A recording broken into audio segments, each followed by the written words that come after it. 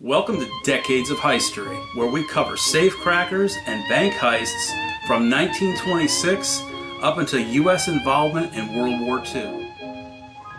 It is August 1926, and August is full of harsh conclusions. The Candy Kid is finally executed.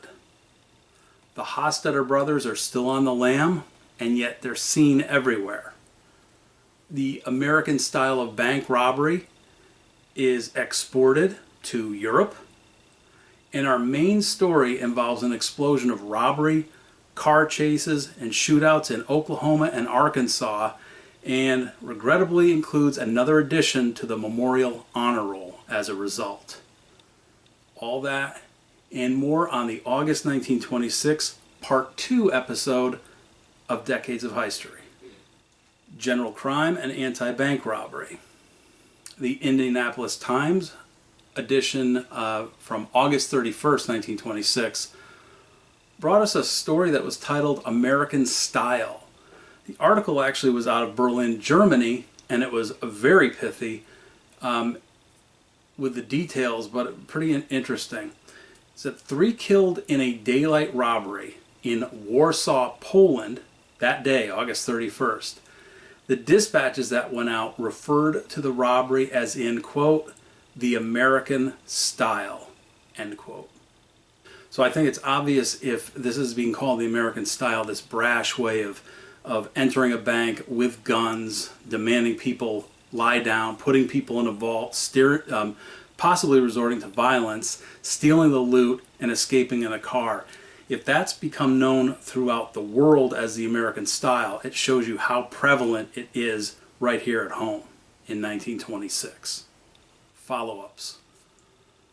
The August 13, 1926 edition of the Evening Star had a story titled A Bandit Pays the Penalty. And this is about Richard Reese Whittemore, who we've covered in numerous episodes already spread over the past few months. Whittemore, also known as the Candy Kid. He was hanged on Thursday, August 12th in Maryland at the Maryland State Penitentiary at the ripe old age of 24. The article rehashes Whittemore's career, which, according to it, began at 7, saw him sent to reform school at 15, then attaining freedom, then immediately going back to committing crimes, followed by more sentences served, until he became a renowned, infamous, underworld, dangerous criminal character. And the focus of the article was, why would the son of respectable parents go this route? The Key West Citizen from August 13th offered a different angle of the story, and it was titled Whittemore Executed for Killing Guard. In the article, they noted first and foremost, instead of pondering the philosophical question of why he did his crimes, they got into the details. Important detail was that Whittemore had failed to obtain a stay of execution. Now, he was executed shortly after midnight, which is not unusual. The story added new and gruesome details about the killing of prison guard Robert H. Holtman. Apparently, Holtman had languished for 2 days in the hospital after his skull had been crushed by Whittemore with an iron bar. Now, you may recall that he'd been tried in Buffalo, New York for first-degree murder during the Bank of Buffalo robbery, but the jury couldn't agree on his guilt or innocence. A Google search using for images using the search term Richard Reese Whittemore hanging results in a handful of photographs of Whittemore and his paramour girlfriend, Tiger Girl, and it even includes a reward poster for the Buffalo job. It does not include pictures of the hanging, but that's a bit gratuitous anyway. I've also included a general link about Whittemore and Tiger Girl in the description. The Indianapolis Times August 11, 1926 edition brings us another follow-up titled Seek Bank Bandits. This is another story showing how the Hostetter brothers were prominent in the minds of both the police and the public. It took place in Nashville, Tennessee, where the area police had wired other police departments in the area to watch for a gang of bank bandits who had killed a teller and wounded another and escaped with $5,000. According, again, to the Indianapolis Times, who has a strong interest since the Hostetter brothers were from there, said that descriptions, quote, somewhat tally with those of Robert and Howard Hostetter, end quote, who were at large at the time. Now, the teller should certainly be added to our memorial honor roll. The details are very vague, but I will put some sort of entry in there, and hopefully we can fill in with the teller's name and other information. Quick hitters. The Monday, August 9, 1926 Indianapolis Times story, Bandits Get $3,000, is pretty frugal with details. They note that 3 men held up the Augusta State Bank. They escaped in an automobile with between $1,000 and $1,500 after disarming Miss Irma Lamont, who was a 22-year-old assistant cashier who had attempted to thwart the robbery. It would be very interesting to get details to hear about Miss Lamont's attempt, but at this point I don't have the details. Hopefully that comes out a little bit more in future episodes. Our main story took 7 editions from 4 different papers to convey what was an Oklahoma orgy of mayhem that was unleashed. Yet there's a confounding, quaint interlude in the story as well that you'll see. So we'll start with the New Britain Herald and the Brownsville Herald, which provide details courtesy of the AP. 2 deputy sheriffs, Bert Cotton and Perry Chuckalate. It's spelled 2 different ways. In this article it's spelled Chunkulate, but it's also spelled Chuculat,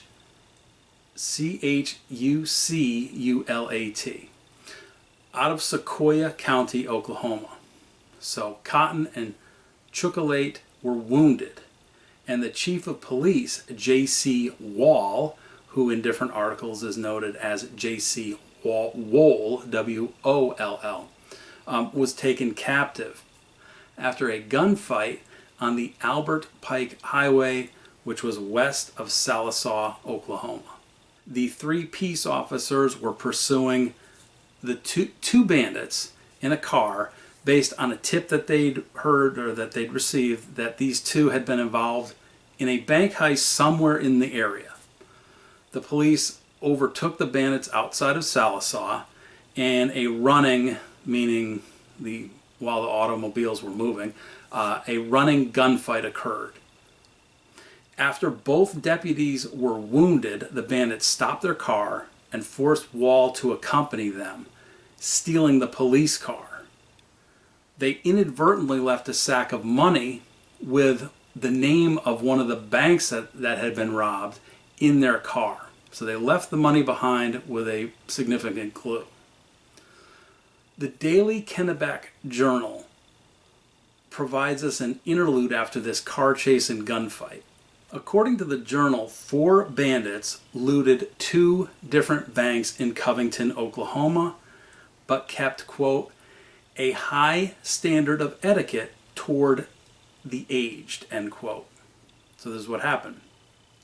As the robbers forced customers into the rear of the Covington State Bank, and they scooped up a bunch of money, around $5,000, one of the robbers noticed Mrs. Lucy Leroy, who was aged 70. He asked her, quote, did we take any of your money, Grandma, end quote.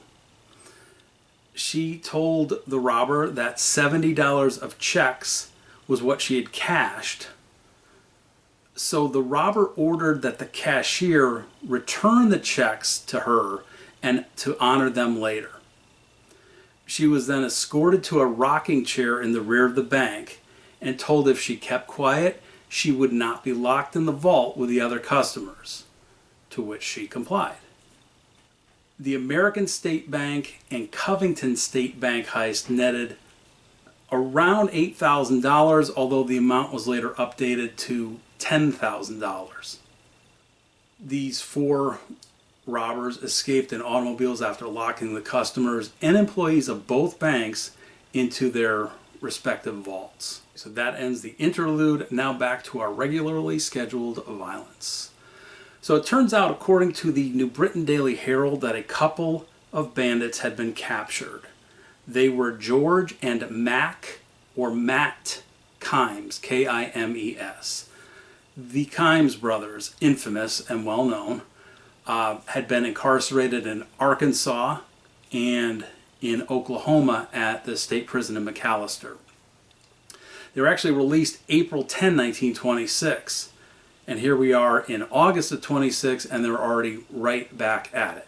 They had previously eluded scores of pursuers in the hills of eastern Oklahoma and western Arkansas, connecting us back to that original run and gun battle. So that's tying them to the gun battle, the kidnapping, the leaving behind of the sack of money, and also the wounding of the two deputies. And it was in western Arkansas that they were finally captured after having wounded a third officer, including one fatally after a second gun battle. So they are the ones who had wounded Cotton, kidnapped Wall, and it turns out they had actually killed Chocolate, which had been back on, looks like Wednesday the 18th. Both were wounded in their third and final gunfight, which was their third gunfight in just over 24 hours. They weren't serious wounds. They were treated, and then they were sent to jail in Van Buren, Arkansas. The Brownsville Herald noted that during their mad dash from Sallisaw with Wall as a kidnapped victim, that the Kimes brothers had picked up a young farmer named Will Ross. My guess is that they wanted a fourth person in the car, since the police would be on the lookout for two robbers or two robbers with a kidnapped victim in the back seat. And that would have been Wall, the chief of police. Ross and Wall were dropped off at Petersville, Arkansas along the way. It was determined that 5 or 6 bandits had participated in the raids on the banks, which were shockingly peaceful and quiet and didn't involve a brash display of guns. Both Kimes brothers were later identified as 2 of the 3 who held up the Depew National Bank at Depew, Oklahoma back on June 30th, and both fit the description of 2 of the Covington Bank robbers. But the story takes an odd twist here. Despite the circumstantial evidence and the identifications, the Kimes brothers then declared that they had no connection with the Oklahoma crimes. They acted that they were just shocked and disgusted by the death of Deputy Sheriff Perry Chocolate, who most likely they're the ones who shot him. They declared their innocence for any involvement in the robbery of what turned out to be a total of 4 Oklahoma banks that they were being charged for. Now, they'd been captured, I mentioned, in western Arkansas. They'd actually been captured at the home of Ben Pixley, P-I-X-L-E-Y, who happened to be a cousin of theirs, 5 miles northwest of Rudy, Arkansas. Crawford County Sheriff Maxey A. Lee Pollock of Oklahoma City, he's from the Oklahoma State Constabulary, and A.B. Cooper, a private detective, were the ones who captured them. The 3 I just noted waited for the Kimes brothers, having staked out the Pixley house, and this is when the third and final gunfight ensued. During the fight, Matt Kimes was shot in the shoulder, and George was generally peppered with buckshot. Sheriff John E. Johnston of Sequoyah County, Oklahoma, said that they would not go back to Sallisaw for now because of, quote, high feeling against them, end quote. This is in a day when a group could pursue their own form of justice in a lynching. Anyway, police were trying to discover a connection of more of the Kimes relatives. Remember, Pixley is a cousin, and trying to connect Kimes, Pixley, and other relatives with the four Oklahoma heists. Now, there was a J.W. Higgs of Muskogee, Oklahoma, who was considered a third or fourth bandit. Higgs was a brother-in-law of the Kimes brothers. Higgs also met the description of one of the Covington bank robbers, so it's sounding like now we have four of this family involved in the robbing of up to 4 Oklahoma banks and 3 gunfights. Police added the Farmers National Bank of Beggs, Oklahoma, which had been robbed on August 25th of about almost $4,700, as the fourth of the, now I guess we can call it the Kimes family bank robberies.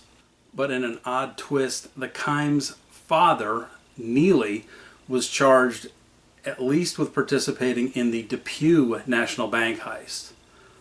The Monday, August 30, 1926, Brownsville Herald noted that 2 Bristol, Oklahoma men were arrested as suspects as well in the Covington bank robberies.